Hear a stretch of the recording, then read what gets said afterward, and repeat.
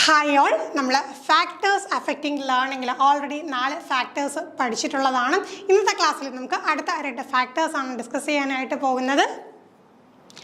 Attitude and anxiety. ആറ്റിറ്റ്യൂഡും ആൻസൈറ്റിയുമാണ് നമ്മളിന്ന് ഡിസ്കസ് ചെയ്യാനായിട്ട് പോകുന്നത്. ആറ്റിറ്റ്യൂഡ് എന്ന് പറയുമ്പോൾ എന്താണ്? Disposition towards learning. നമ്മുടെ ലേണിംഗ് കോണ്ടെക്സ്റ്റിലാണ് നമ്മൾ കാര്യം പറയുന്നത്. അപ്പോൾ ഒരു കാര്യത്തിനുള്ള മനോഭാവത്തിനെയാണ് നമ്മൾ ആറ്റിറ്റ്യൂഡ് എന്ന് പറയുന്നത്. ലേണിംഗ് കോണ്ടെക്സ്റ്റിൽ വരുമ്പോൾ എന്താണ്?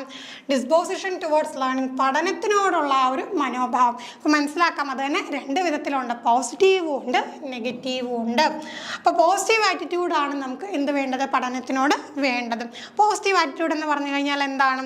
എൻഹാൻസ്ഡ് എൻഗേജ്മെൻറ്റ് ആൻഡ് അച്ചീവ്മെൻ്റ് ആണ് അവിടെ നടക്കുന്നത്. എന്താണ്? കൂടുതലായിട്ട് കുട്ടി അവിടെ എൻഗേജ് ചെയ്തിരിക്കും. അതോടൊപ്പം തന്നെ എന്താണ്? അച്ചീവ്മെൻറ്റും ഉണ്ടാകും. അതാണ് നമുക്ക് എന്തറിയേണ്ടത്? ഈ ഒരു പോസിറ്റീവ് ആറ്റിറ്റ്യൂഡ്. അപ്പോൾ നെഗറ്റീവ് ആറ്റിറ്റ്യൂഡ് ആകുമ്പോഴെന്താണ്? നേരെ തിരിച്ചാണ്. എൻഗേജ്മെൻറ്റ് കുറയും, അച്ചീവ്മെൻറ്റും കുറയും. ടീച്ചറിൻ്റെ റോൾ എന്താണ്?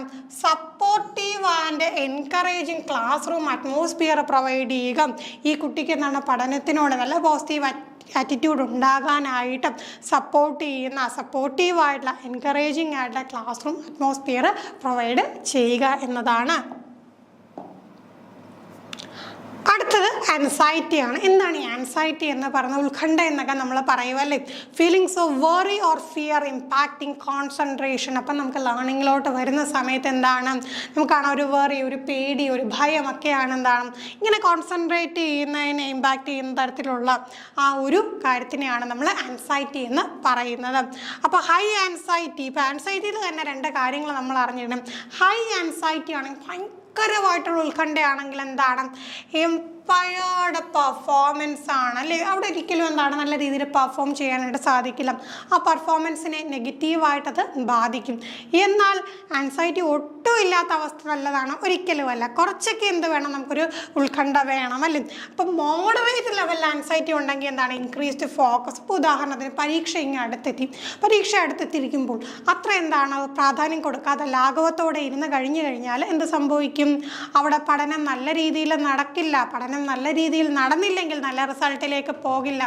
എന്നാൽ മോഡറേറ്റ് ലെവൽ ആൻസൈറ്റി ആണെങ്കിൽ എന്താണ്?